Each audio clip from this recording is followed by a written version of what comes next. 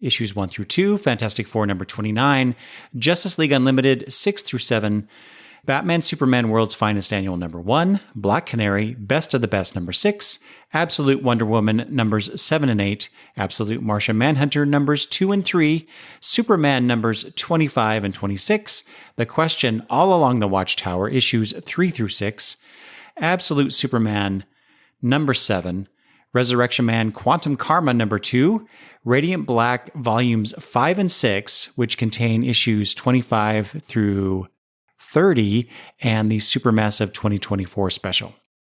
Galaxy of Madness Volume 1, issues 1 through 5, The Ultimates number 10, Batman Dark Patterns numbers 4 through 6, Batman and Robin Year 1 number 7, Goddamn Tragedy, which was a one-shot, as is Lookout, More Fun Comics number 73, the facsimile, Adventure Comics number 210, also a facsimile, Omega from Marvel Comics number 2, Redcoat Volume 1, which contain issues 1 through 7, Stillwater Volume 3, the final volume of that series, issues 13 through 18, and Stillwater The Escape Special, Wonder Woman number 21, Batman Superman World's Finest number 39, New Gods number 5, Superman Unlimited number 1, Captain Marvel, the 70s series, numbers 31 through 33, the Animal Pound hardcover, which contain issues 1 through 5. And then finally, I finished off the month at a very high point by reading Star Trek Lower Decks Warp Your Own Way graphic novel. So I'm going to start off with talking about One World Under Doom and Fantastic Four number 30, which I actually read in July, but the story relates to stuff that happened in One World Under Doom number 2. The genius of the One World Under Doom concept is that Doom provides everything we all want. Well, the humane of us, that is. Namely, the end of war, equality, free healthcare and education. He tells the world, quote, "These ideas, these easy, inarguable wins for civilization are not new. They have simply been left on the table through greed, through moral cowardice." How could I not agree with that? It asks the question, why not a benevolent dictator?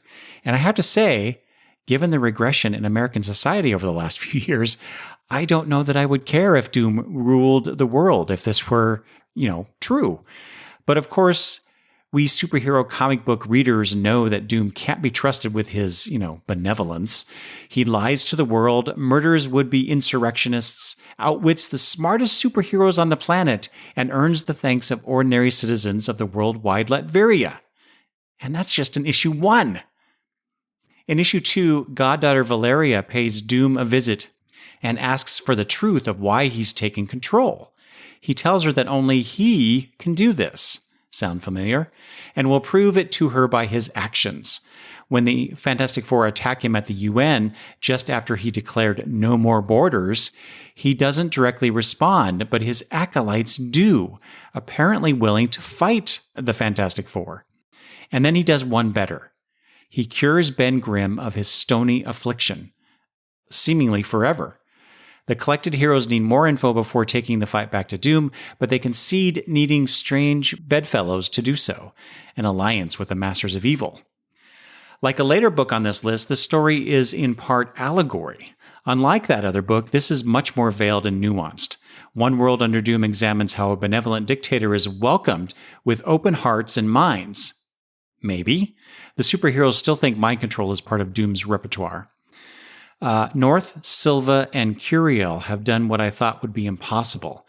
I care little for what the superheroes are doing, and I want to see more of what Doom is doing and trying to accomplish with this. Good God. It really is only Doom that can save us. And then, as I said, Fantastic Four number 30.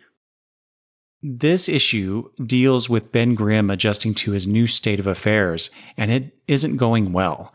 It's a heartbreaking issue, maybe the best of the North written run that I've read so far. There's a scene between Ben and Alicia that had me crying along with them. I have not been a fan of Marvel's line-wide events since Secret Wars 3, but that may have changed with One World Under Doom. So I'm looking forward to the rest of this and where things go in the Marvel Universe, and more specifically with Fantastic Four, because North is continuing the series, albeit with a different main artist. But I'll be reading it, and so far I'm loving it. A DC event that, or maybe it's better to refer to it as a crossover, because I think that's actually what they do call it. This is the We Are Yesterday, which is Batman Superman World's Finest 38, the annual 2025 39, and Justice League Unlimited issues 6, 7, and 8, which actually read in July. So I'm going to give some quick thoughts about the entire We Are Yesterday story. After reading both Batman Superman World's Finest and Justice League Unlimited issues prior to this crossover, I figured this would be a really cool story. But what I got was yet another attempt by the Legion of Doom, so to speak, to take over the world, and the heroes ultimately win. Yes, they were always going to win, but the way this was told was so by the numbers to me. The only real interesting twist was that a bunch of the participants, hero and villain, were from the past, so we get a few interactions that were fun, like past Superman finding out from Superwoman Lois that they're married and had a kid, and when present Batman interacted with a not dead yet Alfred. Plus, we do find out where John Jones's telepathic powers went to, which was a subplot that was going on early on in JLU, I believe since issue 1. Despite my quibbles, I will be buying the collection, mostly for completion's sake. But it was okay. It just compared to what I've read of One World Under Doom, the Marvel event is so far not even halfway over, and I'm thinking it's much better. Speaking of being much better, Black Canary, best of the best, number 6. I wanted to touch on this because, it's the end of the series, and I think I have talked about, yes, I have. I've talked about at least one of these issues. The ending to this was not that satisfying. The central question since issue 1 was, does Black Canary throw the fight? Or conversely, does she win, and what does that mean for her mother? King and company go with throwing the fight, but it's so heavy-handed, I'm not as invested. After dragging out this fight between Black Canary and Lady Shiva for 5 previous issues, Black Canary seems to handily come out on top, and then just announces she gives up, effectively winning and losing the fight. Plus, there was no real stakes in her accepting the bargain from I think it was Vandal Savage that I saw in it. So what were the stakes here?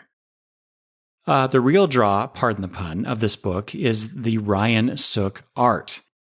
And while I have made a habit of buying Tom King books in their collected edition, I don't feel the need to do so with this one. And my dissatisfaction continues with Galaxy of Madness, Volume 1 from Mad Cave. This is by Magdalene Visaggio, Michael Avon Oeming, Taki Soma, and Morgan Martinez. Man, I was really hoping to like this sci-fi yarn, but there were aspects of it that I did not care for. One was the way Oeming told the story. I've seen him do this in other comics he's worked on. One that springs to mind was X-Ray Robot, which is shortcutting the visual narrative, implying the B part but showing the A to C parts. Sometimes that works generally, but the way Oeming does it, I find disjointed, at least in Galaxy of Madness. Or perhaps this is Oeming's way of dealing with way too much exposition and dialogue that Visaggio is giving him. While I like some of the characters, such as Odon, the alien pilot who says things like, quote, "I keep forgetting about humans and their blood." I also really liked the mortal machine idea that Vigil Virgo, our plucky orphan protagonist, is pursuing, but the soap opera drama of the overall series is just too much for my taste. I think the next issue hyperbole at the end of issue 1 stating that the next issue will be needlessly convoluted is par for this series so far. As of now, I won't be getting the second volume. Speaking of not getting future volumes, Radiant Black, volumes 5 and 6, by Kyle Higgins, Marcelo Costa, and others.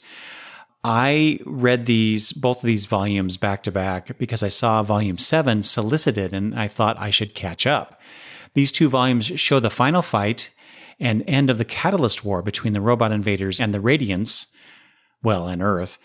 I really liked how the creative team depicted the two different timelines, if you will, in Volume 5, showing us Nathan and Marshall's approaches to the conflict, with neither of them making all the right choices. Another great difference from the usual superhero story. And I've talked about Radiant Black before, and it's playing around with superhero tropes and not taking the usual expected path. In Volume 6, Nathan and Marshall's role as Radiant Black is resolved, along with the other Radiants. So it was a satisfying end to what I call the first grand arc in the Radiant Black story. Overall, I really appreciated the approach that the creative team took with this sci-fi superhero story. But like I said, I won't be going along on the next adventure with Volume 7 and forward. I just thought it was a nice ending to the story I've been reading so far. And I just haven't felt the need to continue that. Plus, I got a bunch of other things I should be reading. One series that I plan to continue on with the second volume is Redcoat, and I read the first 7 issues of that. This is from Image Comics, of course. Jeff Johns, Brian Hitch, Andrew Curry, Brad Anderson, and Rob Lee. Out of all the Ghost Machine comic books on the shelves, Redcoat was the only one I was really interested in. I love the trope of immortals being in our world. Think Highlander or the Old Guard or Hob Gadling from Sandman. In this case, his name is Simon Pure, and he's not your typical hero. He even says so in himself. He's selfish and opportunistic, but in 1892, he comes across an unlikely ally, a young Albert Einstein, who wants his help to save America. I also like the irony of a redcoat being the person who can help stop the destruction of the United States in this series. Besides that, the Hitch, Curry, Anderson art is just exquisite. There are double-page spreads throughout the 7 issues, usually, at least in the first half anyway, of Simon running from trouble, that show Hitch's penchant for the cinematic, as well as a few panels like the one showing Juliette Morgan, daughter of JP, at a lavish party that is just beautiful, beautifully drawn. It's almost, it's not photorealistic, but it's, as close as comic book art can make it and still look like cartooning. When I first read the volume, I felt like too much plot was spent with Benedict Arnold, another immortal Simon has dealt with over the years. But given what transpires on the reread, I changed my mind. However, I do hope that there aren't a large number of immortals running around this world. I think I'd prefer to see Simon involved with historical figures as he traipses along through time, as he inadvertently helps whomever, essentially being an immortal Dr. Kimball, for those that get that reference. Issue 7 has a very different tone in that it deals with the culmination of Simon and Einstein's relationship over the years, and it's pretty touching. It leaves open other potential stories with them that can still be told, as well as all of the history between when the main story ends and the time frame of issue 7. So I very much look forward to the next volume. Here's another ending. Stillwater, Volume 3. Zdarsky, Ramon K. Perez, Mike Spicer, Russ Wooten, and others. I didn't realize that this was the end of the series until I read it, but I felt let down in this particular volume, Daniel's return. He and his companions had gone away and formulated a plan, but seeing the result of that in the present seemed unearned. Maybe in part because we don't spend enough time with Daniel trying to convince the townies that his plan is better. Instead, the plot focuses on Galen annexing the next town and dealing with that. Something I thought could have gone on for, the rest of this volume, and then had another volume to end the series. But I'm glad that Zdarsky and Higgins did not do that. It is intriguing that the supernatural aspect of the story can be manipulated by simply changing lines on that town map. I wish there had been some more time spent on that aspect, but that probably would have unnecessarily extended the story as well. The whole thing ends with Clara, whose trauma started the situation in Stillwater over a century before, with her simply erasing the map lines completely, resulting in what Daniel declares in the last panel, and in a somewhat poetic way by Zdarsky, and spoilers if you haven't read this, quote, "It's a still world." I sometimes love endings that aren't really, so this one more than made up for the issues I had in this volume. New comic alert, it's Superman Unlimited #1. This is Dan Slott's turn at Big Blue, and I'm not sure it's off to a good start. First, I'm not a big Raphael Albuquerque fan on the art. Second, I'm also not a fan of big changes across a family of characters. That is the reveal at the end that the super family have had a hard time with all the kryptonite in the world now. Third, the structure. The issue starts off with 10 pages of Superman doing good deeds. That's not really a complaint.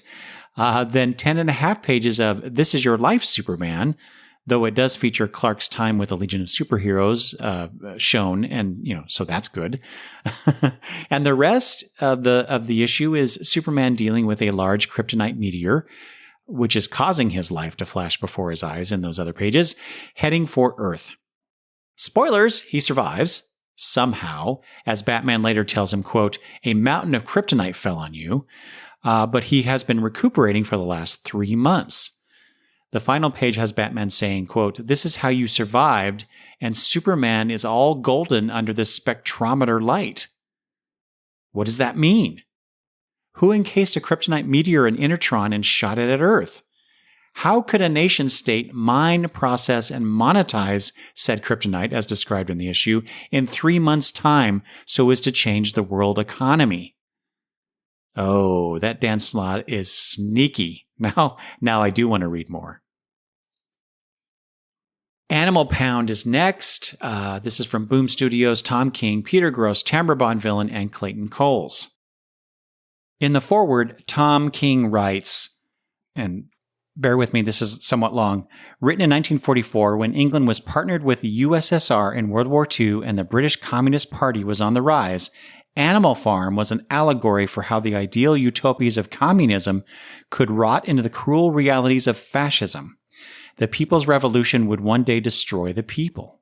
It was Orwell's warning to his fellow travelers, "Look at what has been sown. Look at what we will one day reap."